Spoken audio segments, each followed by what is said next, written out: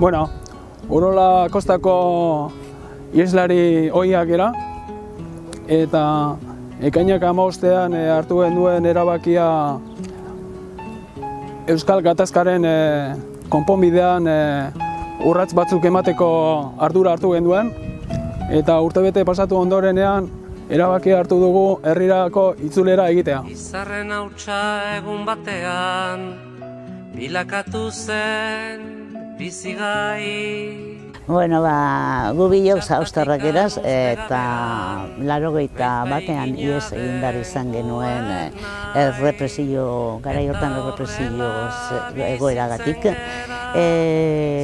Geroztik egoera desberdinetan bizi izan du bera, urteak iparraldean pasatu ditugun, eta denetatik izan dugu, egon gera egoera normalizatu batean, egon gera paperik gabe, egon gera gordetak, bestein beste errefuxiatu eta iheslari egon diren bezala.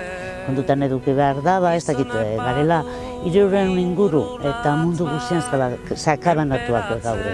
Mila naiz badakizu bezala. Rosek esan du bezala behakin etorri ditzen, 81ean. Eta denetikan pasatzen dugu, baina denak pasatzen dugu ongi eta gaizki. Ez dakit zer esan, jende asko dago gu bezala. Ni pasa naiz beste aldera, ez dut ezautzen jaren herria, baina, aurrea bingo dugu, eta baina kontatu behar dugu, jende asko dagoela eta egoera gu baino txar gehiago.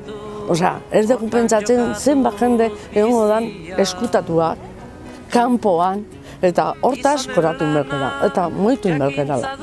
Nik ontsi naiz, ez duakoa, 81ko otsailean egin nuen ihes, eta geroztik Flori Merogizen egona izan naiz 4 urtez, eta geroztik Ziburun bizi naiz, nahiko egoera normalizatuan, eta guain pauso hau emateko prest eta bide berriari ekiteko prest.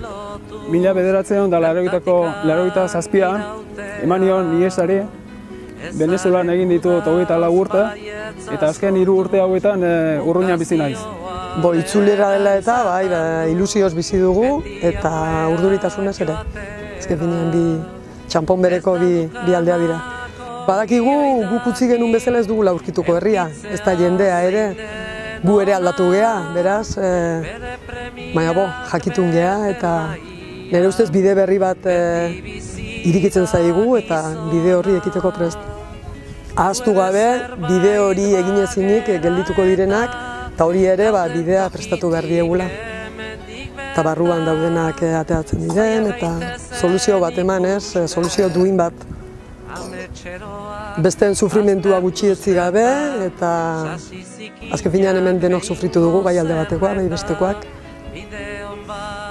Eta inorrez garela sufrimenduaren labeldunak denok sufritu dugula. Eta gure aurrei eskaini behar diogula etorkizun hobeago bat.